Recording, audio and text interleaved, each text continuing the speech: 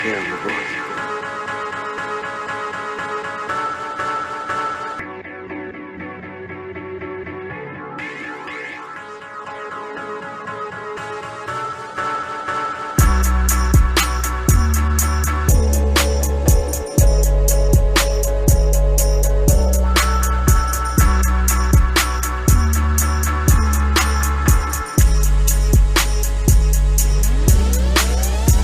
Thank you for joining the show. Thank you for joining another special edition of the show. We are broadcasting live from the TWF studios on, it's a cloudy day, but hey, look, this is the reaction show. It has to be the reaction show.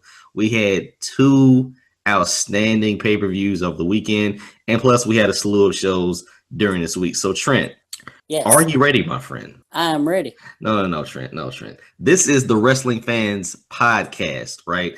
I'm your host, BangEm South, Jason Fastkade, and I am joined by my illustrious co-host, the best in the world today. Do you understand what I'm telling you? It's the man, Trent Williams, the only guy that I know that really thought Shinsuke was gonna win the, retain, but he didn't. It's cool. But Trent, no. With all that said, are you ready, man? I'm ready. Okay. We got a lot to get to, man. So let's stop stalling. Let's get right into the show. Like I said, we got to kick off the show with our reactions from this past weekend, man. Take it away. Yeah. Overall, I think we had two really good shows. Takeover definitely exceeded my expectations. I wasn't really looking forward to the show going into it. It felt like the least hype Takeover we've had so far, but I think it pretty much delivered like Takeover always does. As far as Rumble goes, the undercard was really good. The Rumble match itself was a bit disappointing, but overall it was a pretty good weekend, I'd say. I totally agree with you, my friend. Did you want to go match by match, or can we just pick off the highlights from each pay-per-view? We can go match by match if you want to. Okay. All right, for NXT TakeOver San Antonio. Listen, my takeaways from this, and I don't know if you noticed this, but there were no big entrances. No. I thought that was a little odd and peculiar considering the fact that this was probably the lowest hyped, least expected, that's a word, takeover ever. Right. They had never been to San Antonio before. Watching the show, the crowd was extremely hyped, so the crowd lived up to expectations. But considering you had 5 matches that you're not going to remember, I thought they could have added entrances, making it a little bit better. Just add a little bit more sizzle to the show. Well, Rude got a little bit of a special entrance. Rude did get a little bit of a special entrance. Shinsuke had that moving ramp still going in slow motion. That was cool. But your other matches needed something. Sanity coming out. I thought they were going to have a big night, and they almost did. Ty Dillinger's entrance was normal. Almas and Roderick Strong, absolutely nothing. Right. So I don't know. I just missed the entrances, and I thought the women's match could have had like the best entrances, but they did nothing. Yeah. Well, I guess, they don't want to overshadow the Rumble too much, I get what you're saying, but how many times have we spoke on this show, the show after a TakeOver Big 5, Big 4 pay-per-view, and said, man, like the main pay-per-view on Sunday was cool, but did you see NXT, Right. And I'm not really saying that about this NXT. Right. I feel you on that one. I agree. But first thing I want to talk about is, before we actually get to the matches, is this was Corey Graves' last takeover. He is moving on from NXT. He will not be on there no more. Okay, who's taking his place? Nigel McGuinness. So you'll have Tom Phillips or Rich Brent, whatever that guy's name is. Tom Phillips, yeah. And then Percy Watson. Yeah. And then I'm butchering every single NXT. Only person I cared about was Corey Graves. So yeah. Okay, that'll be a little bit different. Yeah, we'll see how it goes. Yeah. We won't have like the more of a heel, because I don't think Nigel will be like the heel commentator really. Listen, I heard him on the Wrestle Kingdom 11. I thought he came off a little quiet. That wasn't him. Oh, it was Kevin Kelly, and who else? Steve Carino. Oh, Carino, my bad. Sorry. Nigel's the one that done the UK tournament. Okay. Did he do well on the UK tournament? Yeah, he was pretty good. Yeah. Okay. All right. Cool. Well, we will see, man. I mean, I didn't watch NXT last night, so we'll see how he performs. He was still on there last night. Corey Graves was, because they had taped it from Takeover earlier that night. True. Okay, so I don't know. I guess you just got to get used to a new announcer, a different feel, a different take on it. Man, Corey Graves was always telling the other guy to shut up and just I don't know. He added life to the commentary team. We'll see what happens with Nigel McGuinness. Yep. So I guess we can get into our first match, which is Eric Young defeating Ty Dillinger. I wasn't really that looking forward to this match. It felt like a just throw on at the last minute match. But it was pretty good. It was decent. I like the fact how, like, instead of Ty Dillinger losing the match because Sanity interfered, he lost it because he was too preoccupied with making sure they didn't interfere. Okay. All right. I'll give you that one. At the end of the day, I knew he was not going to win the match, so he can keep his losing streak intact. And like we always say, we watch these matches with predictions in mind, but just trying to figure out or interested to see where the finish comes, how the finish happens. So yeah, it was a pretty good match, and he lost. So. Yep. And also, I guess I should plug my blog where I've done a complete review of the whole weekend over at mythoughtsonprowrestling.blogspot.com. Okay, now with that said, we don't need to go match by match then if you already have your review at mythoughtsonprowrestling.blogspot.com. We can just go ahead and just give our, highlighted review. I thought the Roderick Strong Almas match was like a spot fest, but I thought it sucked. I mean, I was not interested. No, I liked the match. I just had no interest in either one of these guys. Well, I didn't go into it, but I did afterwards because this was the best match Almas has had since he's been on this roster. Listen, like I said, it was a spot fest. The ending, how they finished it, no one sold, man. So that's why I was kind of down on it. But it probably was the best match of the night. It just, oh man, this is one of those matches where I guess you got to watch it back and have a greater respect or stronger fondness for both competitors after the match. Right. But before, I could have cared less. Yeah. And from other people I heard reviewing it, they said this is more like the Almas that they know when he was La Sombra. He feels more like his La Sombra self now. Okay. I can definitely rock with that because before I, just wasn't into it. But all right. So next match we had the tag match. Right.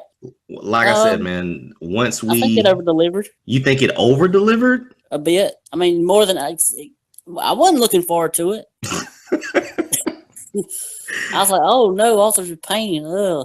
Because we were so used to these DIY revival matches, and I was like, well, this definitely ain't going to match up to that.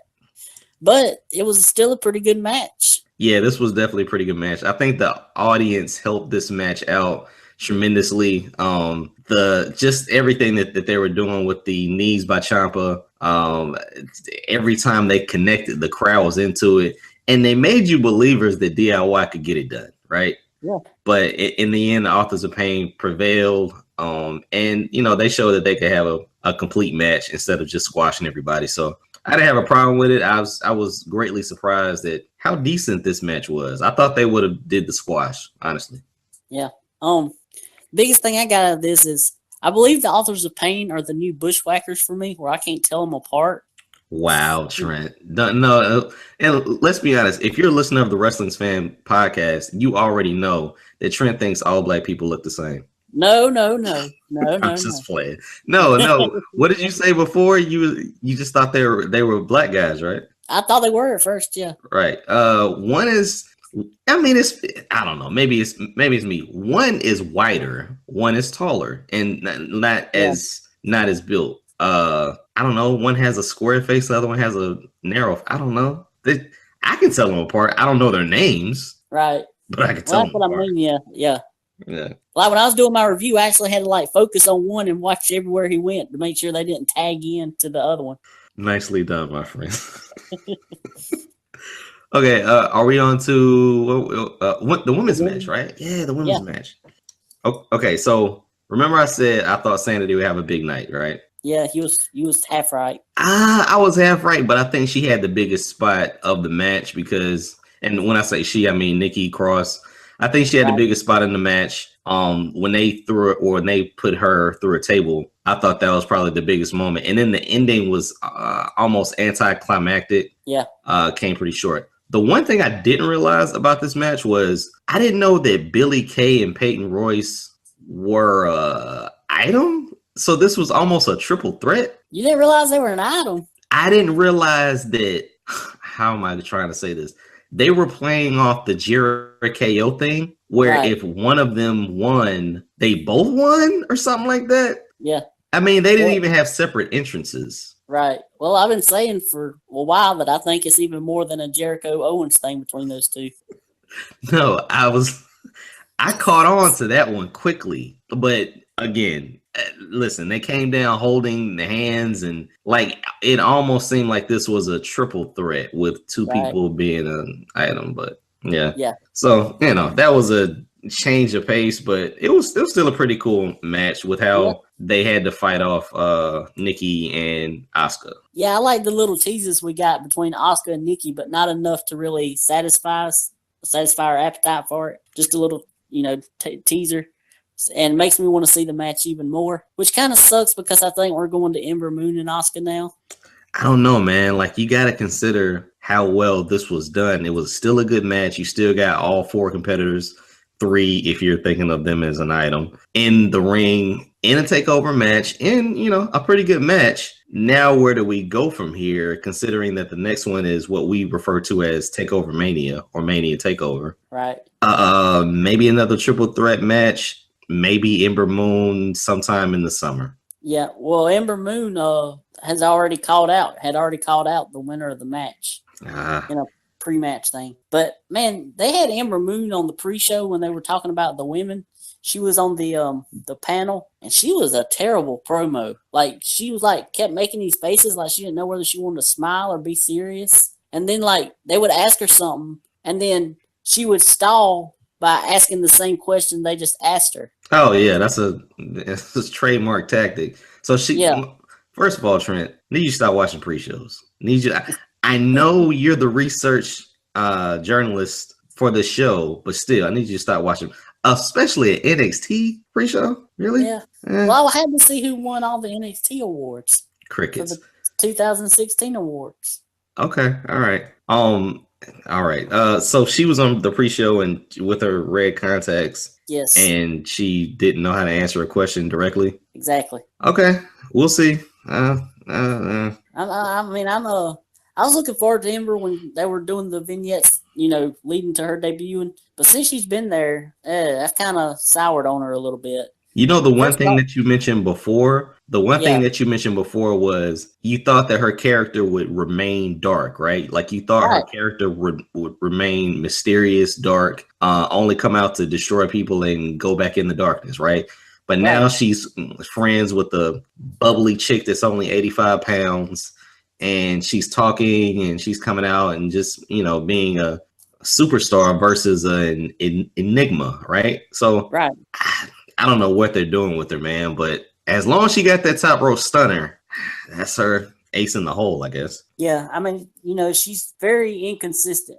She's inconsistent with what her character's supposed to be, and that's what I don't like about her. Yeah, the whole Ember Moon thing, I don't know. Yeah, let's move on, man. They might as well just went ahead and just left her as Athena and just be another one of the girls, Yeah, definitely, man, definitely. All right, main event time. Bobby Roode defeated Shinsuke Nakamura. Did you go what when this happened? Yeah, a little bit. Yeah. I was considering the fact that I didn't even pay attention to how many times Roode was on a Takeover pay-per-view. Yeah. So he was at Dallas in the crowd, but really the only match he had was at the one back in November, correct? Right. Was he wasn't at Brooklyn, was he? Nah, he wasn't at Brooklyn. Nope, he was not at Brooklyn. So considering that, I didn't think it would be cool if he lost his first match. Yeah. But I was still surprised that he beat Shinsuke. Right. Well, as surprised as I was about him winning, I was even more surprised of how good of the match was. Shinsuke and him had a really good match. I actually liked it better than any of the Joe Nakamura matches. Yeah, you said you're not a fan of Rude, right?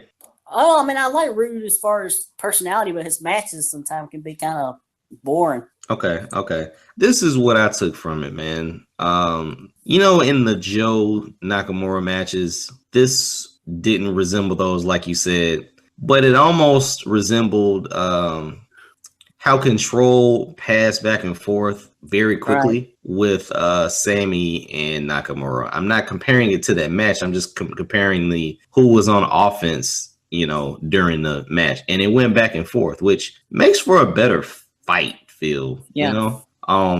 So at the end of the day, you can only go back at points to see who kind of really got in what. But I like the match. You never really saw anyone in Control for like 10 minutes, or well, not 10 minutes, but not for like 5 minutes. Like everyone got in their stuff, dominated for like maybe a minute or two, and then you went back and forth with counters and false finishes and things like that. Yeah, and then they had the really good the finish with the bad leg of Nakamura. Yeah, I think that's one of the tropes that NXT uses, because I don't think WWE uses it that much. But anytime a champion loses to a challenger unexpectedly, they always do the injury angle, man. Yeah. Like if you left that match thinking that Rude was the better competitor, was it because Shinsuke got injured, or was Rude just the better challenger? Because my thing is, why can't you just beat someone straight up, or learn from your mistake and beat them the next time straight up? I don't like the whole injury angle thing, Yeah, but I did like how Nakamura sold it though. Heck yeah, definitely. And I'm gonna say that it's probably one of my favorite NXT Takeover main events there's been. Okay. It was definitely a nice ending to the show, considering that the entire show wasn't on par with the other takeovers, right? Right. Okay, man. So what would you give Takeover San Antonio from a 1 to a 5 star? The whole show? Whole show. Probably a 4.5, maybe. You still somewhere between 4 and 4.5, yeah. Wait a minute, Trent. You still give it a 4.5? Really? Somewhere between there, yeah. I thought it was a really good show. Okay.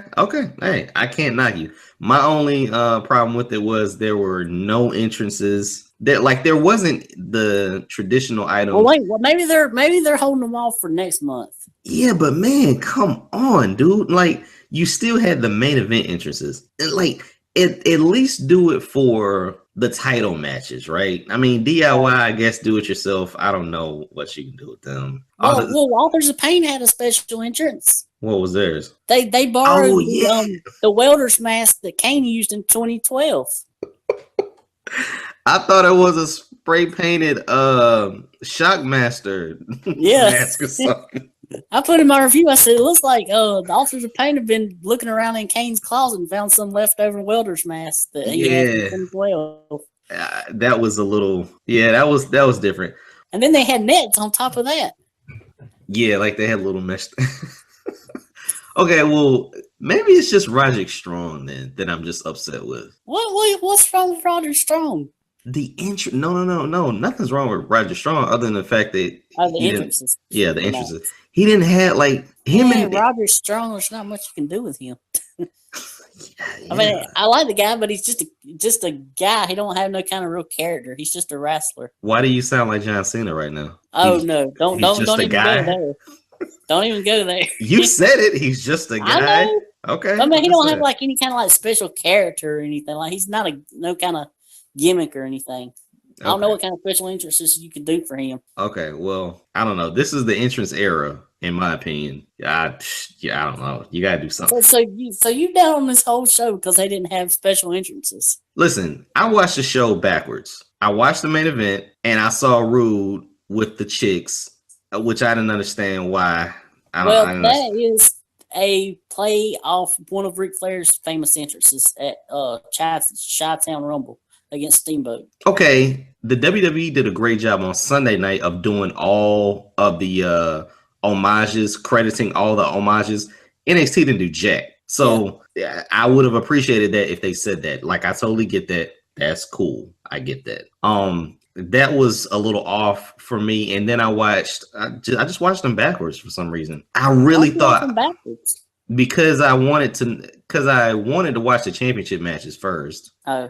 And then I saw just the opening 2 matches backwards. I don't know. I just watched them backwards. Well, maybe that's the problem. You have to build up to the show. All right, maybe I got maybe I watched maybe you just need to start watching the shows as they happen instead of watching them back later. I was in Atlanta. I couldn't. Oh. Yeah, I couldn't watch the show NXT live because I was in Atlanta. But no. Sorry, I was not in Atlanta. I was driving from Atlanta. Trent, let me ask you this, man. Do you have a driver's license? No. Have you ever taken a long trip and rode kind of shotgun where you basically just try to keep the driver awake? Somewhat, yeah. Okay, all right. So from here to Atlanta is 4 hours. Okay, right. 3:45, however you want to look at it. Maybe 3:30, if you know what I mean. But so we left Atlanta at 6:30, right? Yeah. And it's not my car, so I'm not driving. But not even due to traffic, the driver did not go past 60 miles an hour. And I didn't get home until 12 o'clock. And I didn't really, I got back to the city at 12. I had to, drive back to my house. So I didn't get home till 12:30. So yeah, I missed all that stuff. And do you know I had to block myself from looking at my phone, going to the wrestle sites, trying to figure out what happened, whatever, blah, blah, blah. So yeah, that's the worst, having to do that. Yeah, that just sucked.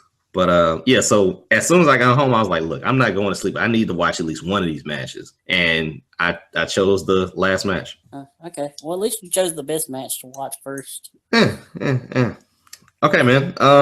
Let's move on to Royal Rumble. Now, for the Royal Rumble, Trent, how many hours did you watch? I watched all of it. Okay, let me tell you this. I did watch the kickoff show, but I had it on mute.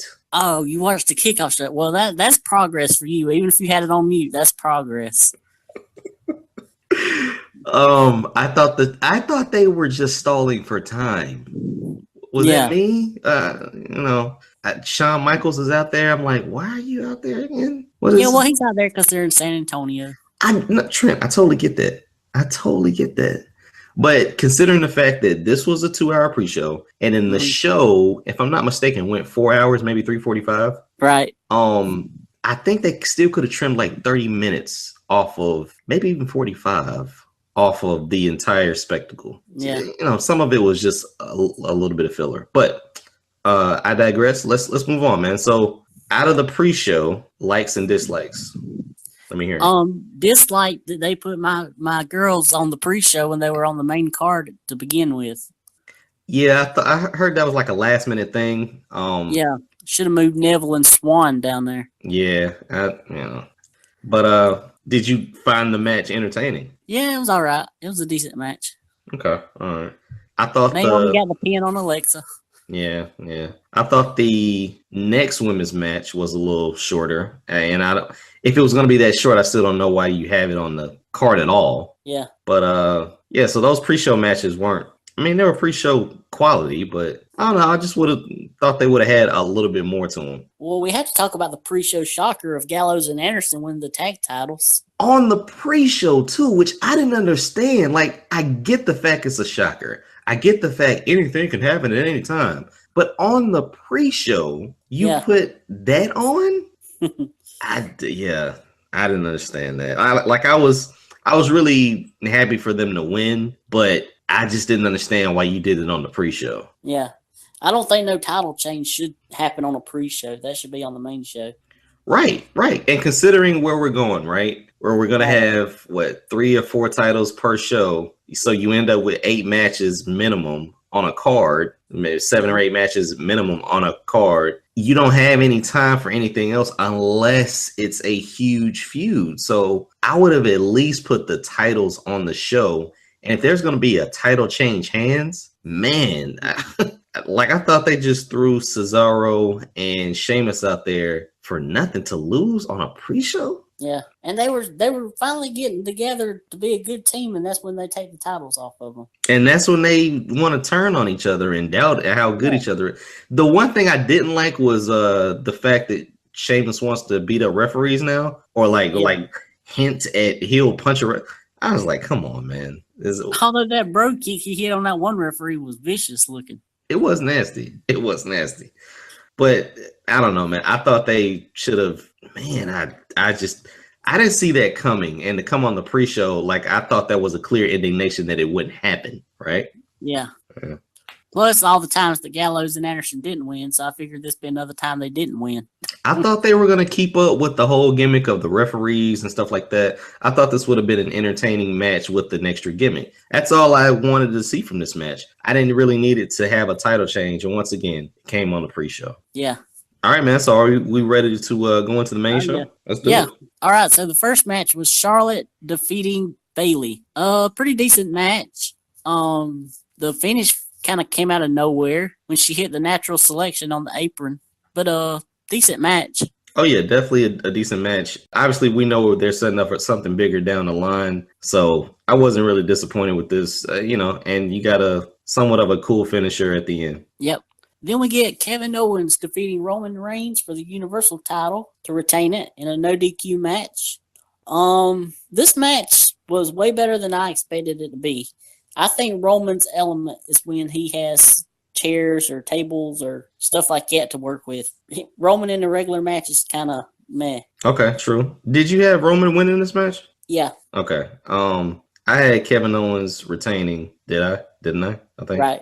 Yeah. So I wasn't shocked at the ending. I was just waiting for it to play out. And Kevin Owens was a great foil. But I'm glad that they had Braun Strowman come in and cost Roman the match. Yeah. I didn't know what they were going to do with that whole no DQ thing. I figured somehow Jericho got out of the cage, but I knew that was going to cost Roman the match. And it sets up a different feud, maybe a month from now. Yep.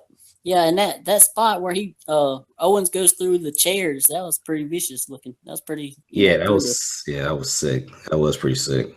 And it just, dude, that was the thing. I was like, I wonder, do they have chairs that fold that way now? What you mean? Like when you fold a chair, a normal folding chair, the seat goes to the head. Right. The fact that they're using a lot of chairs now and they're flattening them when they go through them, I wonder, listen, I hope this is the case, but I wonder if they're making chairs that can fold that way. Either fold from the seat to the head or fold from the seat to the floor. I don't know.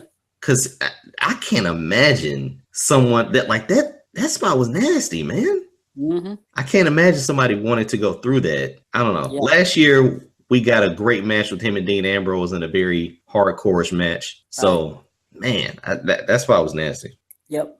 Then we got Neville defeating Rich Swann to win the Cruiserweight title. Crickets. I don't know what I did, but I didn't watch this match. Yeah, I watched it, but I wasn't that into it. I'm about like you. I'm about tired of 205. Who? You said Neville beat him? Yeah. Okay, so Neville did beat him. Did Rich Swann hurt his ankle or something? I'm guessing he did. Okay, all right. I don't think they really sold it in the match or anything. Okay. Was the match a botch fest or it was okay? It was all right. I rated it 2 3/4 stars. Yeah. Okay. All right. Well, yeah. You gotta do what you gotta do sometimes. Yep.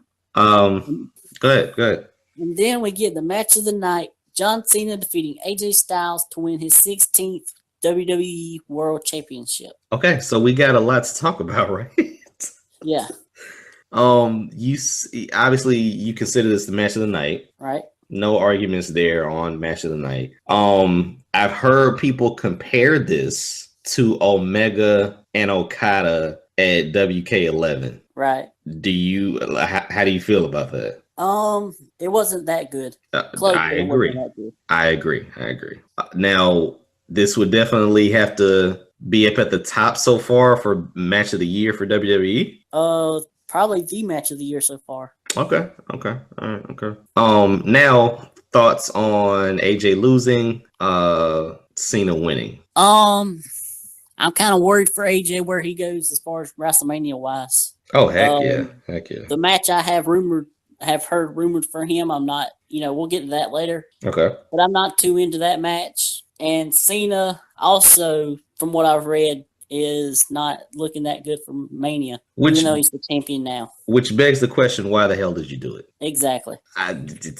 Why? Okay. One of the last things is the final moments of the match. Well, I guess the match was over when he's awarded the title and announced as a 16-time champion. Yeah. And he's not necessarily booed. Everyone's really, from what I saw and what I've viewed, no one was in shock, but everyone was kind of like not in amazement either, but they wanted to show their respect and acknowledgement for someone doing it 16 times, tying Ric Flair. Because in the future, especially if he goes past it, but in the future, do they say, oh, he's going to surpass John Cena's 16-time record? Or are they going to say, Ric Flair's 16 times? They'll say Cena. Yeah, so it was awkward when he won because I was totally against him winning. Totally against him winning. Yeah.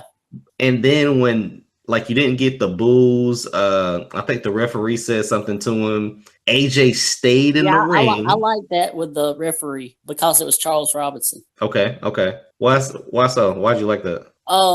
Just that because it had to be a special moment for Robinson to be in that match because Ric Flair is his idol or whatever, and for Cena to tie Flair, that was probably kind of special for Charles Robinson to referee that match. I feel you. I definitely feel you. Like I said, AJ stayed in the match. I don't know, man. Everyone just kind of congratulated him for doing it. And then he goes into the crowd, grabs the Make-A-Wish kid, and, kind of celebrates with him. So you have to... Why does that Make-A-Wish kid get something special? He does a bunch of Make-A-Wishes, and he never does that kind of stuff. Listen, I think at the end of the day, it was only so you couldn't knock anything about that moment. I mean, that just made it more heart-wrenching for someone to literally tie a record. I mean, you might as well say break a record because in the record books, it's going to have his name first as the 16-time champ. So you didn't really have anything negative to go against it, and that just put it over the top, right? Yeah. But really good match. Yeah, it was a really good match. When he won it, man, I was just like, you're not a sports fan. No. So wow, yeah, you're not a sports fan. When you think of greats, you think of the Hall of Famers, like you think of Jordan and think of Babe Ruth and Hank Aaron and Brett Favre and all these guys who scored touchdowns and had records that no one thought would ever be broken. Right. No one thought someone would rush for 2,000 yards in a season. No one thought somebody would run for 200 yards a game. No one thought somebody would put up 70 home runs, right? Right. But you realize that sooner or later, those records will be broken. Yeah. And it just proves to show that, man, even that record was broken. It's just, I don't know, man. It just doesn't put a lot of importance on records anymore. I was reading an article where obviously right now, you would think that it would be Randy and Cena at Mania due to the fact that, whatever. But Randy was saying, oh, yeah, he won it 16 times. Well, I'm a 12-time world champion. So it's like, it's just, I don't know. And if you live long enough, you're going to break records. But I just didn't want the 16 to be broken, even tied, because it's around the corner. Yeah. And I wouldn't be surprised if Triple H gets up there, too, before it's over with. Oh, yeah. Like, I think, Triple H is 4 away, 3 away? Something like that? No, I think he's probably 1 or 2 away. Yeah, so it could definitely happen, man. I just didn't like seeing it happen, considering I don't think they're going to do anything with it. But I digress. No. I know. Why do you make this big title win, and then he's going to probably lose it 2 weeks later? That don't make sense. But my thing was, you did it because it was the Royal Rumble. Like, the Royal Rumble couldn't survive on its own. Right. Like, the Royal Rumble wouldn't have been great if you guys had the same match. And but AJ won. Yeah, like, what the heck? Doesn't make any sense, especially if you lose it at Elimination Chamber. If you lose it at Mania, you might can lessen the blow, but if you lose it at Elimination Chamber, everything that we were talking about John Cena in the past about where he controls things, he does what he wants to, no one can change anything. Everything that he said in that promo, right? You had to believe, man, and it just sucks that it happened that way. Yep. And now the main event, the Royal Rumble match. Thoughts? Okay, listen, man. You had Trent, you had the best Royal Rumble ever on your site, mythoughtsonprowrestling.com.blogspot.com. And this Royal Rumble did not live up to expectations. No. But it was an okay Rumble. There's so many thoughts, so many points I got to get to. Let's start with the silliness. Can we do that? All right. Okay. Ty Dillinger at number 10. Yep. I thought that was a great moment. Yep, I did too. I'm glad that you put that in your prediction list just so I could have it on my radar. And I'm going to be honest, at 9, I totally forgot about it. I'm not going to lie. So when it came on, I'm like, oh, I this did is too, cool. actually. I forgot about it until his music hit. Yeah, that was so cool. The other silliness. I noticed this all night, but I noticed it way more during the Royal Rumble. Why was that entrance ramp so dang long? Oh my god! Oh, have you seen the pictures? Yes, and the golf cart. But it makes sense when you look at the show because for a lot of those guys, 10, 9, 8, whatever, the countdown goes down. You see them come out, and then they pan right back to the Rumble ring for an undisclosed amount of seconds. You're like, well, what the heck happened? Because those guys did not run down like everybody else did. And the go-karts? Why did they? My thing was, why did they use the go-karts versus having like what they had at the Mania with the rolling platform? Yeah, why? Yeah. Why don't you just do that? Because literally for some of those guys, that ramp took like 20 seconds off their time. Yeah. So you're pretty much stalling. That was the weirdest thing.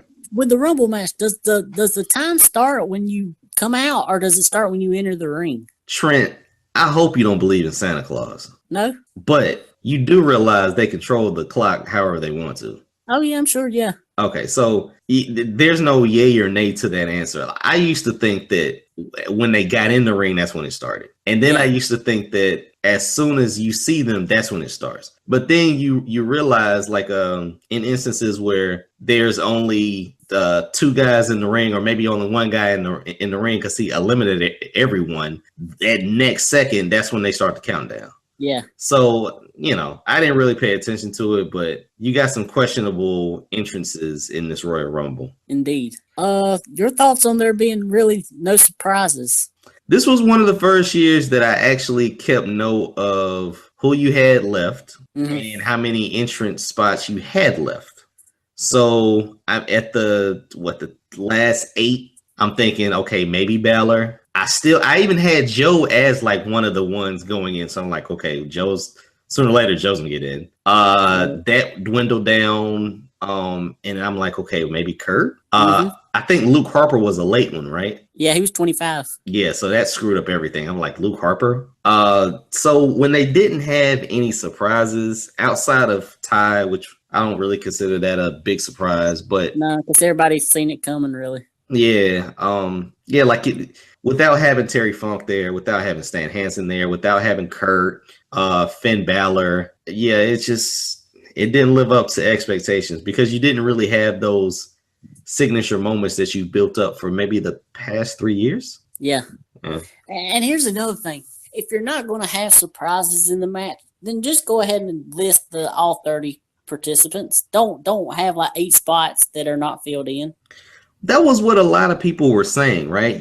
I even think in the pre-show, Sean said it. This is one of the years where you didn't know who was in it. Yeah. You didn't know all 30. Yeah, he said it when they were documenting or giving the video package for his Royal Rumble win when he beat Bulldog, right?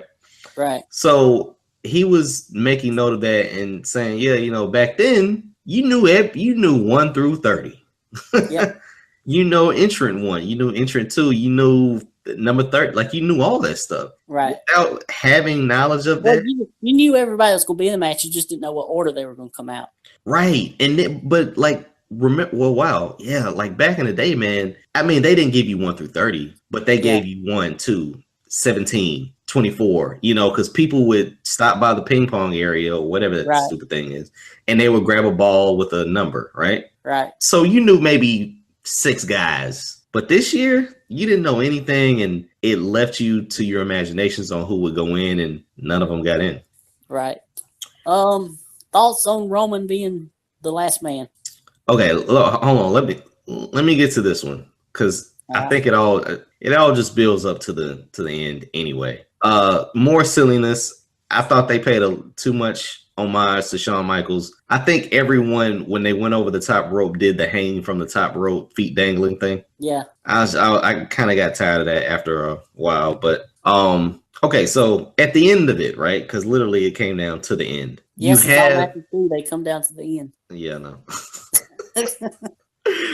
Who came in first? Brock came in first, right? Right. Okay, so Brock comes in first, then Goldberg. Yeah, Goldberg, Brock come in at 26 and Goldberg come in at 28. Okay, so With Enzo in Goldberg. the middle. Yeah, that one. Oh man, so Goldberg eliminates Brock, and then the Undertaker comes out, right? Like next. Yeah. Okay.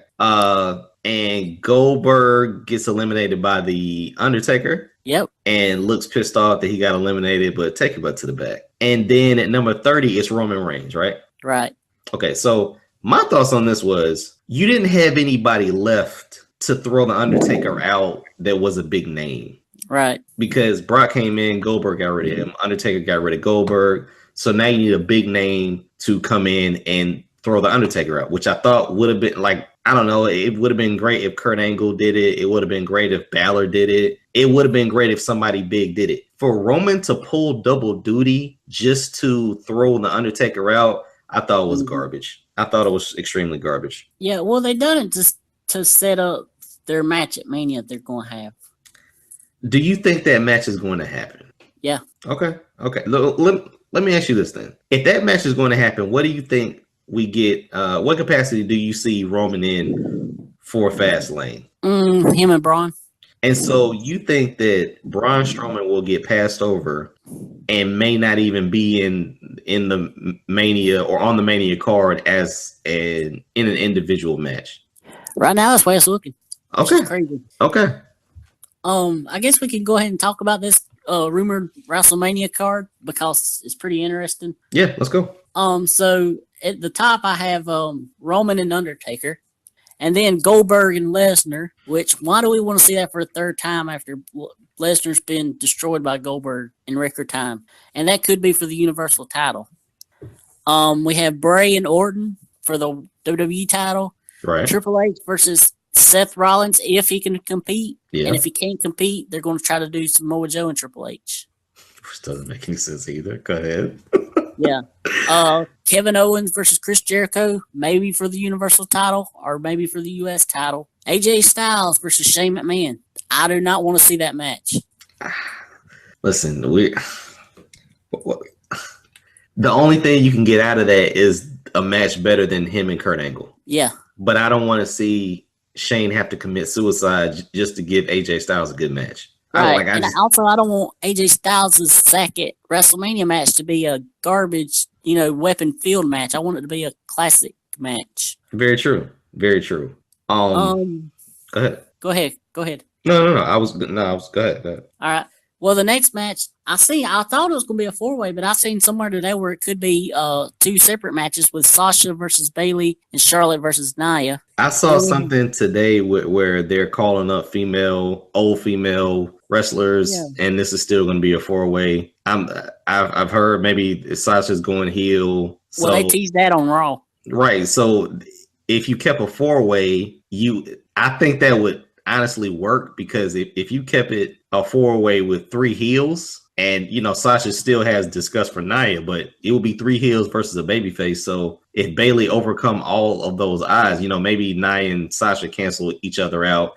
She has a little fight with Sasha, and then she still has to get through Charlotte. I mean, I don't really see where you go from there since she gets rid of everybody, but that would be a great way for Bayley to overcome all the odds and win. Yeah. Then we're also getting Big Show and Shaq in the Andre Battle Royal. And then if Rollins can face Triple H, we might be getting John Cena versus Samoa Joe. But if he can't compete, listen to this match. John Cena and Nikki Bella versus The Miz and Maurice. I saw that today. I didn't throw up in my mouth, but I just laughed because of the fact that it's not blockbuster, but consider the fact that you got a lot of matches, man. You got a lot of matches. Well, that's 11 matches that I've already said. Yeah, that's and that's not a tag title match.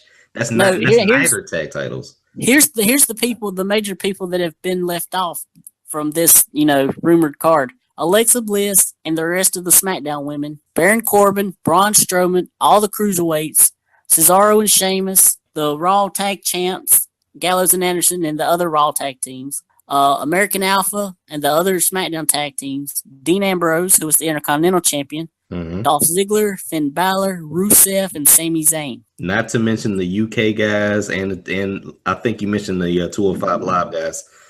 So yeah. That's a lot, man. Now some of them could be. I'm wondering if they're not going to do like a Braun Strowman wins the Andre Battle Royal. Oh, he didn't win it before? No, Baron Corbin did. Oh, okay. That was another interesting thing to come out of the Rumble. Yeah, that is right. Corbin eliminating Strowman. That was pretty interesting. Yeah. I mean, well, then they make it seem like Corbin was the real giant of SmackDown, so it only made sense for something like that. Okay, look, let's go back through let me ask you this, Trent. Do you even want to go through Raw now that we have a temporary WrestleMania card? No, there ain't really nothing that, Nah, we don't need to go through Raw. Help me out on this. Okay. Where do we go? How do we get here for the Raw side? You're saying possibly, well, at the end of the day, we're still going to have Goldberg and Brock. I think that's a no-brainer, right? Right. And maybe it's just so Brock can finally beat Goldberg. Maybe it's just so we get an even longer match than 1 minute and 26 seconds. But we're probably going to get that match. Now, doesn't that mean if it's for the Universal title that we would see Goldberg and or Brock Lesnar face Kevin Owens at Fastlane? Right. Okay. All right. I think next week Goldberg comes out and he says he'll challenge Brock, or he'll fight Brock, but first he wants a Universal title shot at Fastlane. Wow. Okay. I can see that happening. I definitely can see that happening. Okay, so if that happens, obviously I would hope we got a long match, 15-minute match, 17-minute match between Kevin Owens and Goldberg, so that can build him up for actually going past 1 minute and 26 seconds for Brock Lesnar at WrestleMania. So I'm okay with that. It's just it's a long ways off. Now, The Undertaker, you said The Undertaker could go against who? Roman. Okay, so as of right now, you think that's etched in stone? I think so, yeah. And it would put Roman over, or does Roman beat Undertaker? Yeah, Roman beats Undertaker. Wow. Man, I thought... Which I don't see how in the world, if that happens, Vince can have him as a babyface still, because they are going to just boo him like crazy. Well, I think you have to make him a heel. The only thing I'm not sure about is Roman a heel going into the match? Like if you beat Undertaker, yeah. If you win, you're gonna get booed regardless. Roman could be facing Ellsworth and get booed because no one likes Roman. But if you beat the Undertaker, you're gonna get booed, and that can only drive him to be more of a heel, saying, I did the one thing that only one other person has done, and you still boo me, so screw you, blah, blah, blah. Right. But man, really? I just think they could have a really good match without Roman winning. Yeah. But supposedly this is Vince's way of Undertaker passing the torch to Roman, which I thought that was happened when he passed it to Brock. Right. I think there's only one torch that you can pass. Right. He pretty much did that. I'll say this, if The Undertaker loses to Roman Reigns at WrestleMania, we're going to face him in a 2-on-1 handicap match at WrestleMania 34 because we're guaranteed to win. I mean, that's just what it is right now. Right. Okay, so what was the next match? Goldberg and Brock. Okay, we got that one. Triple H and Seth, maybe. Okay, all right. Considering And I had to watch it back, dude. I didn't see it when it really happened. But you I can didn't either. literally hear Seth Rollins say "ouch" or "ow" or something like that. I hope it's fake, but if he's not able to go, he's not able to go. Right. If he, like I said, until I didn't see any pictures where he actually got his knee sculpted or anything like that. So until I see the videos of them actually having his skin open and doing stuff like that, I don't believe it's real. I saw on the wrestling sites it could, oh my gosh, it could take 8 weeks, magically 8 weeks for him to recover and all that other stuff. So right. we might see him, we might not. Samoa Joe versus Triple H though. Yeah. I don't see how you get there after what happened Monday. Yeah, like the only like I thought about it and I was thinking to myself, well, I even text you, Joe's done it again or something like that, right? Right. If you go back and look at the promo, Triple H says that he doesn't want to be that guy.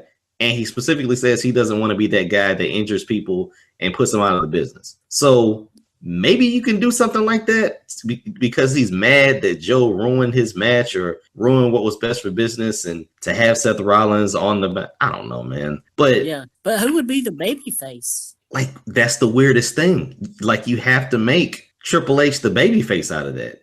I guess. I mean, that's just that sucks. Well, maybe you can have Samoa Joe attack him and Triple H be like, look, I gave you everything. I brought you in NXT when nobody else wanted you in NXT, and I brought you in and gave you the world, and you want to turn on me like this? Wait, so when does he turn on Triple H? I don't know. Here's the thing. I'm good with the Samoa Joe Cena match, but the only thing I can think of right now, man, is we get some kind of Finn Balor Samoa Joe. I'm like, that's the only thing I can think of. If Samoa Joe was on the card, Balor tweeted Seth, good luck and good recovery and stuff like that. That's the only thing I can see. But the thing is, Triple H is going to be on the card somewhere. He's not going to pull out of Mania. Dude, I get that, but at this point, it's pointless, man. It's pointless. You had the best payoff for more than 9 months. I mean, ever since the summer, right?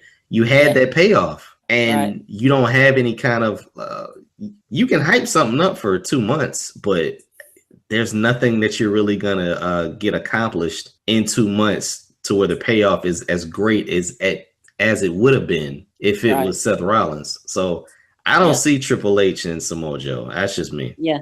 I mean, then they might work something else out between now and then, because this is just them rushing, trying to figure something out just in case Rollins ain't able to go.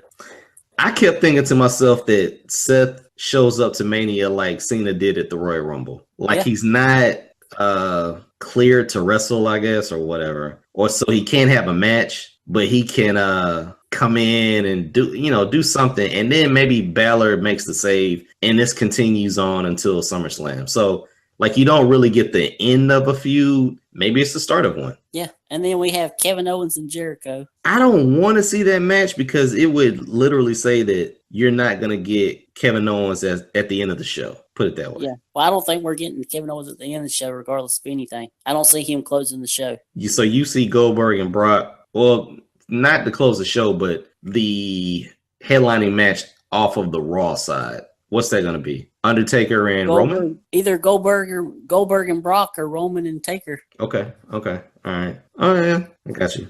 Wow. I just don't see, man. We will see, my friend. If it's Goldberg and Brock, that'll be something interesting. Obviously, Brock wins, and maybe you have the Beast run rampant on Raw going into summer. So we'll see. And what about this whole Cena and Nikki Bella thing? Do you see that happening? Dude, this is what we said before going into the Royal Rumble. You don't have a succession plan if Cena won the title. You just didn't. Especially if it's Cena. Like if Cena won, we didn't have any. I don't think we had anyone from SmackDown winning the Royal Rumble. I don't think. Mm-mm. So we kind of assumed Miz would get up in there, and maybe we could do Cena and Miz. But Cena and Nikki and Miz and Maurice, that's trash. I say why not just go on all out on that? Bring in Renee and let her and Dean be in the match, and then the Uso and Naomi. Lana and Rusev. Let's just have like a couple battle royal. That'll be awesome. A couple battle royal would definitely work. A four corners mixed tag. That'll be nasty. Oh man. Oh gosh. Okay. But I'm worried about these SmackDown women not even getting on the main card. I think they might be a pre-show again. Well, consider the fact that you're gonna have somebody on the pre-show now. But it was you that said last year that 10-person or 10-woman match or like 6-woman match. It was a lot of chicks that was on the card, and it was still a good match. So maybe you show a little sizzle with this match. I just want my girl Alexa on the main card. That's the main thing. Yeah, I know, but like at this point, you got to have a hot feud or a gimmick match, I think, to get on the card. I think it might be the gimmick match. What do you think will be the gimmick match? Like a 4-way or a ladder match or cage match or what? They should do a ladder match. I know, man. I think they're overdue. But yeah, man, like they should have some kind of ladder match, something, just to get them on the main card. Hopefully they put that battle royal on the pre-show. Yeah. I don't know if they will. If Braun Strowman's the one winning that, I don't see them putting it on the pre-show. Very true. Very true. I got you. And we also got Shaq and Big Show. Which we've known for almost a year or 6, I don't know, at least 6 months. Yeah. When are they going to start building this? Exactly. I mean, well, I guess they had to wait for Big Show to finally get in shape, you know. Yeah, but at this point, what does I watch basketball, but does Shaq start making comments toward Big Show on his TNT show? Does Big Show call Shaq out after no one remembers Shaq and Big Show had an encounter? Yeah. Like, how does this work? Or do we get some kind of Big Show segment on the Mania card and Shaq comes in and just power slams him, and that's it? Yeah. I think it'd be smart maybe if they do something at Fastlane. Wait, quick question: where the heck is Fastlane? I'm not even sure. Like, so you think maybe Shaq shows up at Fastlane? Maybe. Yeah, I mean that.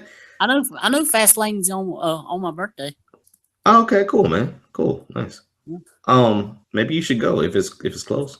I don't know where's that. Let me see here. They don't say yet. Let's see. Milwaukee. Okay, that's not close. Either way, you got to build this up somehow. You got to put something out there. Big Show said something about Shaq's mama. I don't know. Something. Yeah. Something to get it off the ground, man. Yeah, and Sami Zayn not having a Mania match. Yeah, okay, so if we get the Andre the Giant Battle Royal, yeah, I keep thinking Rusev is the U.S. champion, but we got to do something with Enzo and Cass. We got to do something with Rusev. No, let's don't do nothing with Rusev. Let's leave him where he's at. Keep him far away from that. You got to do something. So maybe they have a ladder match, multi-man ladder match, and give these guys some shine. Sammy's doing something. You got to have Sammy do something. Right. Unless they maybe put him in the Battle Royal and have him win it. Oh, yeah, dude, I keep forgetting that the Battle Royal isn't just for Giants. It's just like for anybody. It's for anybody. Get everybody else on the card match. There it is. I was waiting for it. Maybe Sami Zayn does enter that. It's surprising. It's going to be surprising to see who enters this thing, who even shows up on the card, even if they don't have a match. Mm-hmm. Man, it's a lot, and that Mania card is going to be massive. There's also rumors of Conor McGregor making an appearance at Mania. Like, I'm not even going to talk about that because unless he's on Raw and saying, yeah, I'm definitely coming. I'm going to be in somebody's corner. He's actually in a match.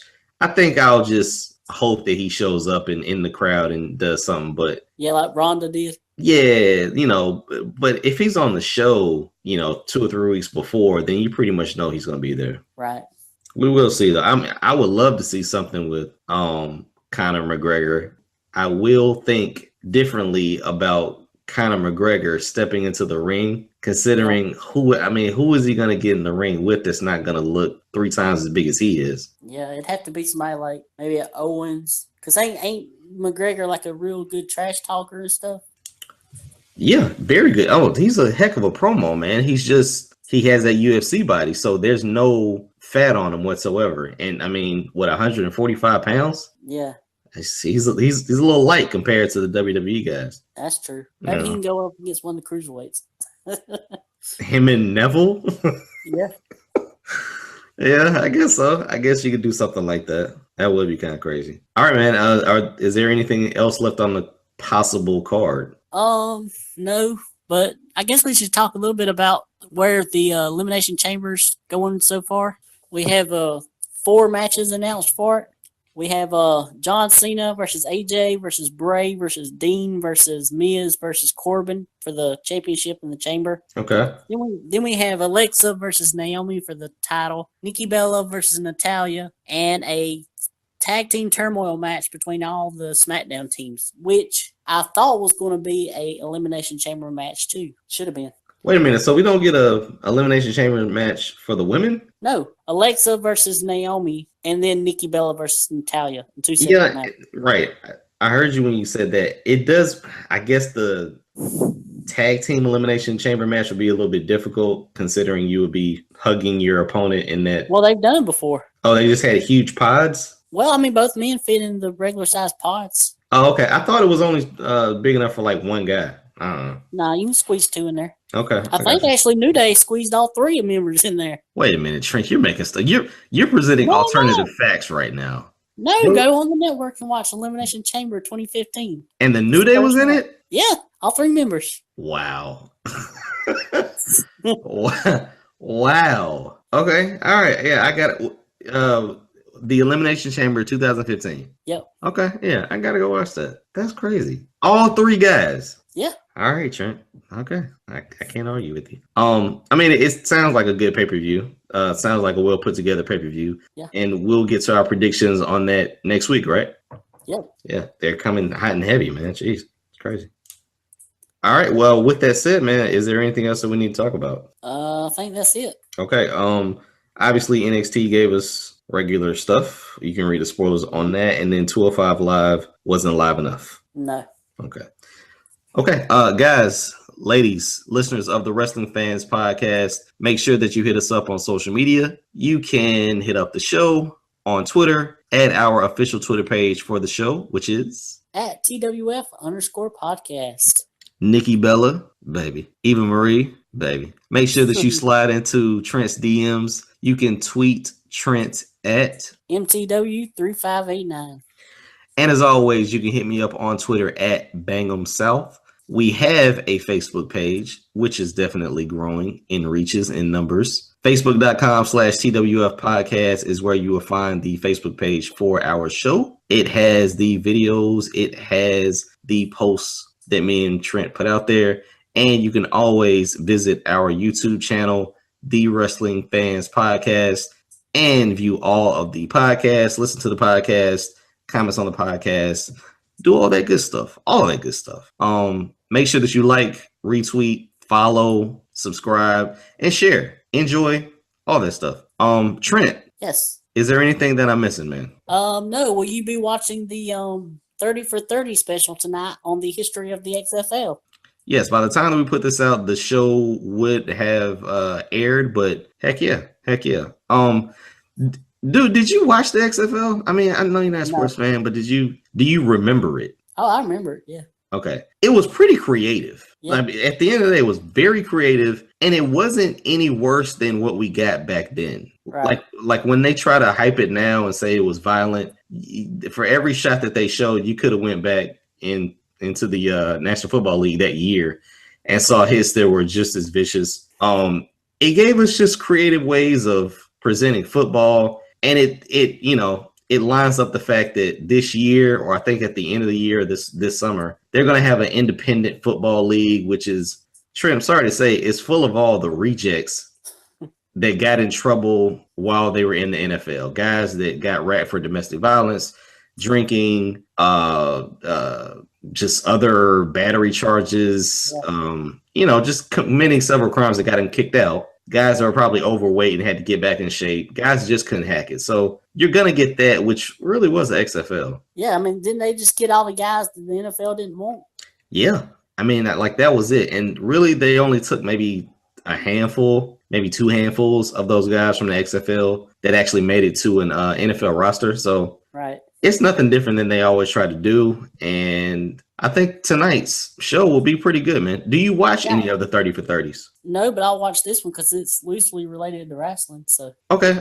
Well, I mean, even if you don't watch the 30 for 30s, at the end of the day, man, ESPN is really only getting good at two things: live sports, obviously, and then the 30 for 30s, because they're a montage of all of the moments, for that particular topic, right? So you get the small sport tidbit, but you get the backstory and the drama and everything that was going on back then that you didn't know about. So it's pretty cool. It's kind of like a WWE's 24 special that they do on the network. Yeah, but I will say this: it's very similar. WWE's 24 series, those are pretty close to recent activity, right? Like maybe less than a year, right? Right. These go back 20, 30 years. Okay.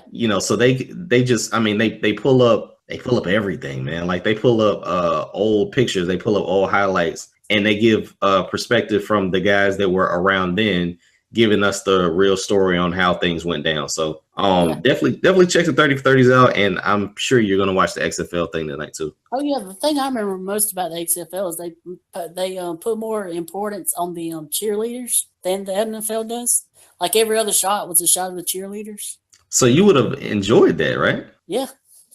It came a little late, but welcome to the show, Trent.